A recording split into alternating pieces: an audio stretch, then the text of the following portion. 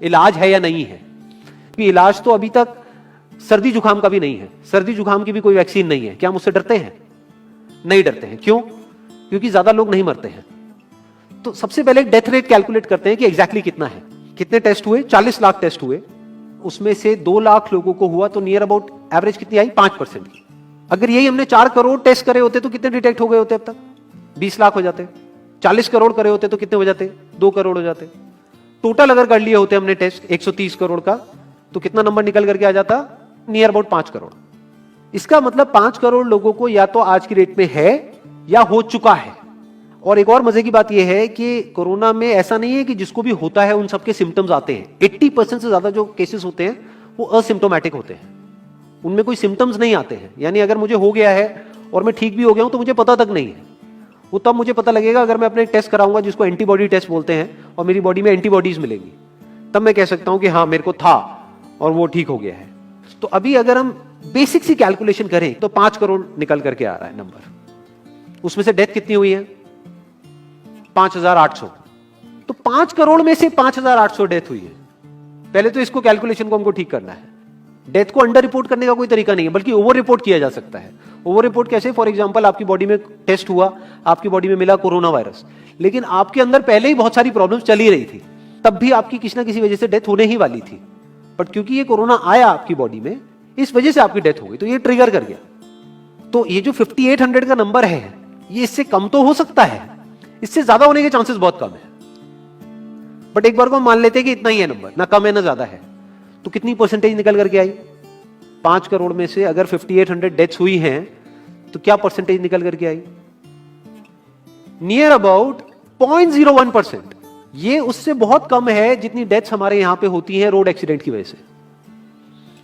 हर साल की अगर हम एक कैलकुलेशन देखें तो 1.5 लाख से ज्यादा डेथ हो जाती है इंडिया में रोड एक्सीडेंट्स की वजह से।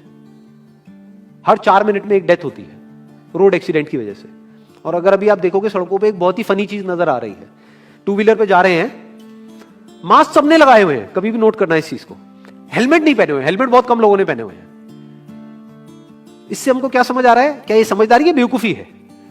क्योंकि हेलमेट ना लगाने की वजह से उनके मरने के चांसेस उससे बहुत ज्यादा है, कई गुना ज्यादा है जितना कि कोरोना से मरने के उनके चांसेस है। तो ये डर है जो चारों तरफ फैल रहा है और मीडिया डर को और बढ़ाता चला जा रहा है। और क्योंकि सही इंफॉर्मेशन किसी के भी पास में नहीं है या सही कैलकुलेशन किसी के पास में नहीं है, ये जो अभी हम कर रहे हैं इसको मैथमेटिकल मॉडलिंग बोलते हैं। यानी एक डेटा को देख करके एक मॉडलिंग करी जाए और फिर समझा जाए कि एक्चुअल में जो सही डेटा है वो क्या है। ये नहीं कि लिमिटेड डेटा के बेस पे हम कोई भी कंक्लूजन ड्रॉ कर लें और उसके बेस पे डरते रहें। तो अगर इसका डेथ रेट 0.01% है तो हम सब इतना डर क्यों रहे हैं? क्या कुछ और है जिससे हमको डरना चाहिए, जिससे हम नहीं डर रहे हैं, जिसके बारे में कोई बात नहीं कर रहा है, जो इससे लाख गुना ज्यादा भयानक है? मतलब कोरोना से लाख गुना ज्यादा खतरनाक कुछ है जिससे हम नहीं डर रहे हैं और इससे हम डर रहे हैं। वो क्या है जिससे हमको डरना चाहिए?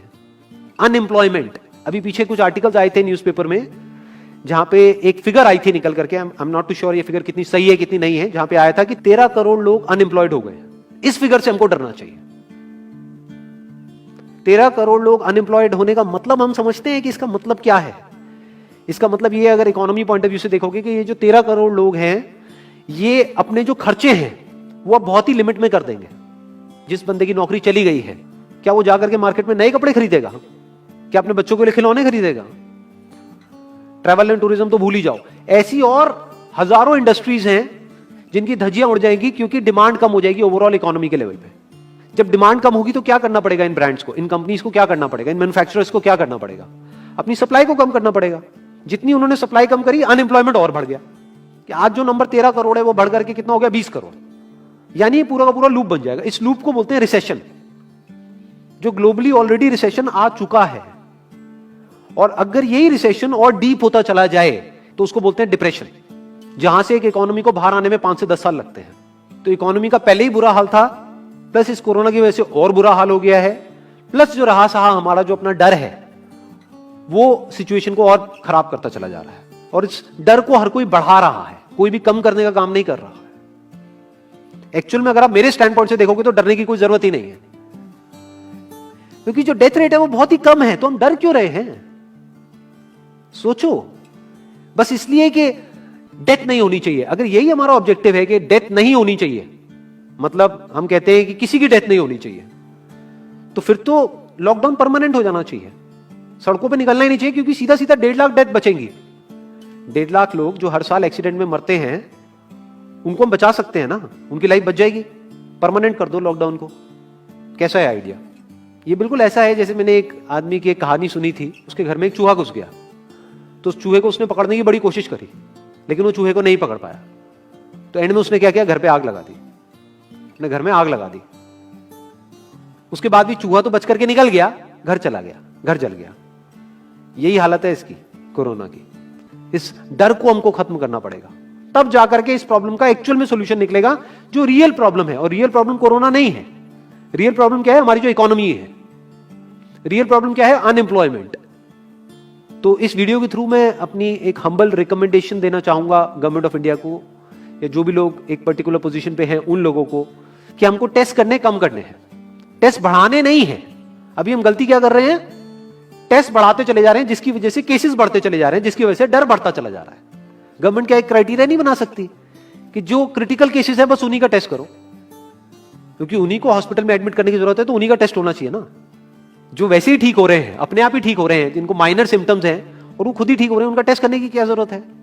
उससे तो पैनिक और बढ़ेगा। और अगर टेस्ट कर भी दिया तो हम करने क्या वाले हैं? उनको क्या हॉस्पिटल में एडमिट करने वाले हैं? नहीं, घर पे क्वारंटाइन करने वाले हैं। अभी जो क्वारंटाइन वाला फंडा है, ये भी जब बेस छोटा होता है तब तो काम करता है, जब करोड़ों में हो जाता है तब काम नहीं करता है। मैं अगर एग्जांपल से समझाने की कोशिश करूं, जो मेरी थॉट प्रोसेस है उसको, इमेजिन करो एक ऐसी सिचुएशन है कि हम एक घर में है और चारों तरफ से बाढ़ आई हुई है, और ये जो घर है हमारा वो ऐसा है, इसको इमेजिन करो जहां पे हजारों दरवाजे हैं। तो हम क्या करें, इसमें से एक दरवाजे को पकड़ लें और उसी को पक्का करते चले जाएं। ये है क्वारंटीन, और बाकी के हजारों खुले पड़े हैं। एक को हम पक्का करते चले जा रहे हैं क्योंकि यहां से पानी अंदर नहीं आना चाहिए। इंडिया की पॉपुलेशन क्या है? 130 करोड़। टेस्ट कितने हुए हैं अभी तक? 40 लाख। दिल्ली के कितने हो रहे हैं? 1 लाख। महीने के कितने हुए? 30 लाख। साल के कितने हुए? 3 करोड़ 60 लाख। तो यानी कि अगर हमको सबका टेस्ट करना है तो कितने साल लगेंगे? 36 साल। तो जब हमको दिख रहा है साफ साफ कि हम सबका टेस्ट कर ही नहीं सकते, तो हम टेस्ट क्यों बढ़ाते चले जा रहे हैं? या तो सबका टेस्ट करो और सब में से सबको देख करके सबको क्वारंटाइन कर दो। ये बिल्कुल ऐसा हुआ कि वो जो घर है जिसकी मैंने अभी बात करी, या तो उसको हर तरफ से सिक्योर करो कि अगर उसके 1000 दरवाजे हैं तो एक को बंद मत करो, सारे बंद कर दो। तब आप कह सकते हो कि यहां पानी अंदर नहीं आएगा, कि हमने 130 करोड़ लोगों का टेस्ट कर लिया है, उसमें से केसेस निकल गए हैं 6 करोड़, और 6 करोड़ को हमने क्वारंटीन कर दिया है। अब ये आगे नहीं फैलेगा, अब 6 करोड़ से 10 करोड़ पे नहीं जाएगा। बट हमने टेस्ट ही करे 40 लाख, जिसमें से केसेस आए 2 लाख। अगर इन 2 लाख को हमने क्वारंटीन कर भी दिया तो बाकी करोड़ों लोग तो बाहर घूम रहे हैं ना, तो उससे होगा क्या?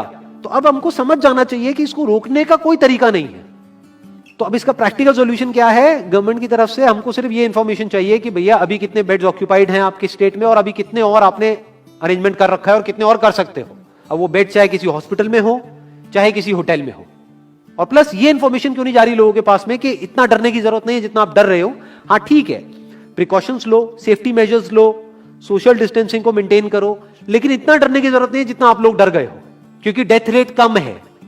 ये इंफॉर्मेशन जानी चाहिए अब लोगों के पास में, वक्त आ चुका है। अगर ये नहीं गई तो प्रॉब्लम सॉल्व नहीं होने वाली इकोनॉमी के लेवल पे। कॉन्फिडेंस खत्म हो चुका है, रियलिटी को हमको पहले समझना होगा।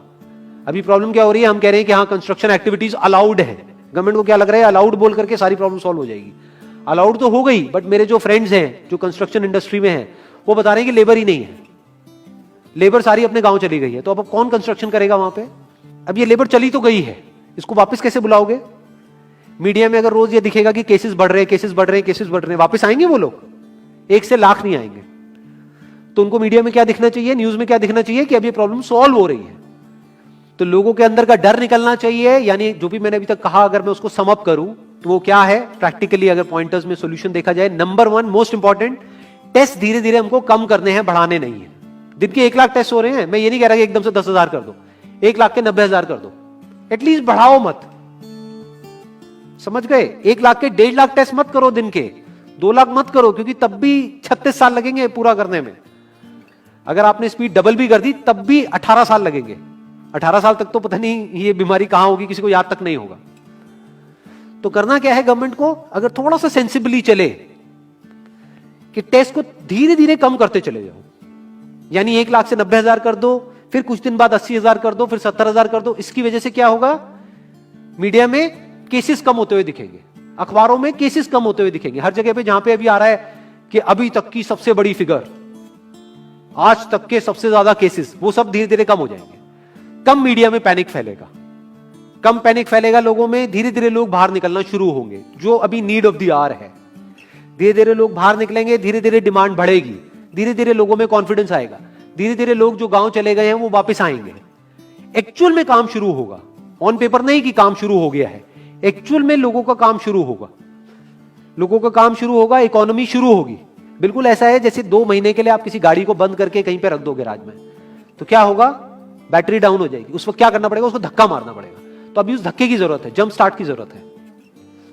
अब जो टाइम है वो डरने का नहीं है, इस डर को खत्म करने का है, क्योंकि कोरोना ने जितने लोगों को नहीं मारा, ये डर मारने वाला है असलियत में। तो अब इस डर को खत्म करने का टाइम आ गया है। अब हम सबको मिलकर के दिमाग ये लगाना है, ये नहीं कि डर को कैसे बढ़ाएं, बल्कि दिमाग ये लगाना है कि डर को कैसे कम करें या खत्म करें, और लोगों के कॉन्फिडेंस को कैसे वापस से लेकर के आए।